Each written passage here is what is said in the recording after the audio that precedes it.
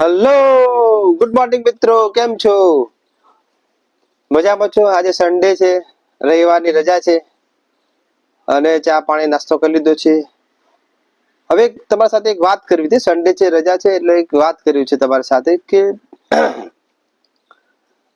એવું છે કે તમે બહુ મહેનત કરો છો, બરાબર, પણ તમને એનું ફળ મળતું નથી.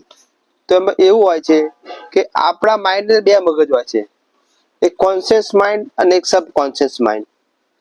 તો એમાં એવું હોય છે કે તમે જે કામ કરો છો એના ઉપર દિલથી ફોકસ રાખો અને માઇન્ડમાં તમે એવું વિચારી લો કે આ કામ મારું થઈ જ જશે. માઇન્ડમાં એવું વિચારી લો કે આ કામ થઈ જ જશે, બરાબર છે. અને પછી એ તમે એ રીતનું જ કામ કરશો ને, તમે કન્ટિન્યુઅસ. ધારો કે ખીલી હોય અને આપણે ખીલી પર ઠોક ઠોક ઠોક ઠોક કરીએ તો ખીલી નો આકાર બદલાઈ જાય છે, કે જ્યાં આપણે હોલ પાડો ત્યાં પડી જાય છે. એટલે તમે જે કામની ઉપર ફોકસ કરશો, કરશો ને, તો ચોક્કસ કામ તમારું પૂરું થઈ જશે.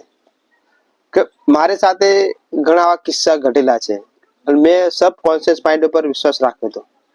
એવા કામ થયેલા છે તે કોઈ પૂછવાની વાત નહીં. એટલે એ તમને હું શેર કરીશ એ વાત.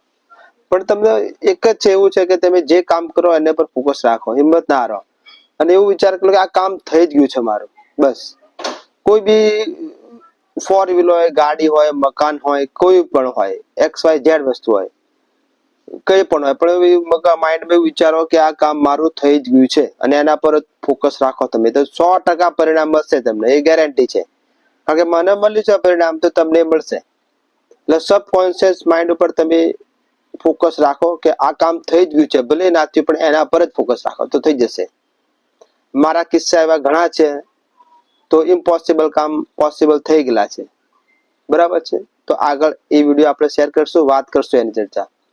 જય માતાજી, જય મુગલમાં.